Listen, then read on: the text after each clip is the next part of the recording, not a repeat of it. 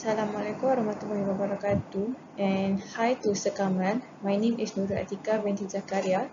My matric number is B0920101661. Me and my group, we will like to present about our product in reverse engineering. Okay, for the product that we choose is a slow juicer. Okay, for product background, slow juicer are also known as a attractor juicer. They work on a different principle than most regular juicer. Regular juicer are centrifugal juicer and they shred the ingredient, whereas the masticating or slow juicer squeeze the ingredient to extract juice out of them. Okay, juicing with a slow juicer produce a high amount of juice yield. So juicer are easy to clean. The slow juicer is a little easier to clean because the individual part, especially the sieve of smaller, and the press shop is easier to clean. So juicer are much quieter due the slow speed of 60 to 100 rpm. The juice from the slow juicer is thin but slightly less clear than with the juicer. Because during the slow method of juicing, more fiber remain in the drain. Slow juicer is suitable for all kind such as a fruit, vegetable, and nut and wheatgrass.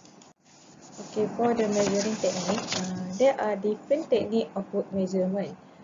So for the measurement, we use three technique, such as a vernier caliper. We use measuring device that used for measurement of linear dimension. For measuring tape is a flexible ruler used to measure size or distance, and for ruler is used to measure linear length. Okay, that's all from me.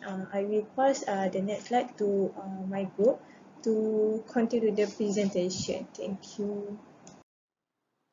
Hi, my name is Nurfazana Daini binti Fauzi. I'll be presenting for product assembly with sketching, material specification, and rendering. This is the assembly and sketching of our product, which is slow juicer, that consists of 31 components including the parts inside the body. For material specification, there is few material that was used for this product, which were ABS, ABS-PC, silicone rubber, and alloy steel. ABS were chosen as the most used material in our project because it has high rigidity, good impact resistance, and have excellent surface aspect. Next, for silicone rubber, it has fine electrical properties and excellent resistance to heat and cold. And alloy steel were chosen because it have corrosion resistant, durable, and high strength. For rendering, we choose a kitchen background as it was the suitable atmosphere to blend with this product. The product were placed on the tabletop paired with a basket of several fruit, as the combination indicates the function of the product, which is to extract the juice from the fruit. Okay, thank you Daini for your presentation. And my name is Titu Zhao. I am also coming from Group 10. And now I will explaining about the design improvement that we have made to our product chosen, that is slow juicer. Based on the picture given, we have made some improvement at the feeding tube cover. The width were adjusted to the size of the tube to prevent the fruit from scattered. The depth of the feeding tube was slanted towards the tube so the fruits can slide into the tube, that which will make the flow be smoothened. The pocketing design allows the user to insert the fruit in advance while the last batch of fruit was being extracted. And now I'm going to explaining the discussion and the conclusion.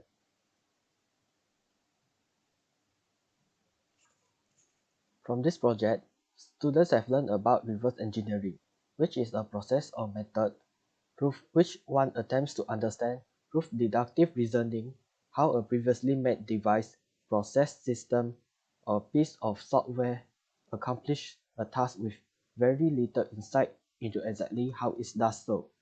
Based on students' overview of product design improvement, the product is slightly improved. As seen in the diagram, The entry of the feeding tube of the juicer is modified into a funnel-like shape, and the height of the button is slightly lifted upwards for easy press. At the same time, students also learn about realistic photo rendering. It is the process of generating a photorealistic or non-photorealistic image from a 2D or 3D model with the aid of a computer program. Besides that, students also learn about the simulation static test. In conclusion, students have made the reverse engineering of the product chosen, and the objective was achieved. Students will learn about the steps in parts processing and assembly of a product throughout this project. From this work, students can improve their skills when operating SolidWorks software and strengthen their teamwork to complete tasks given. That's all for our group. Thank you for listening.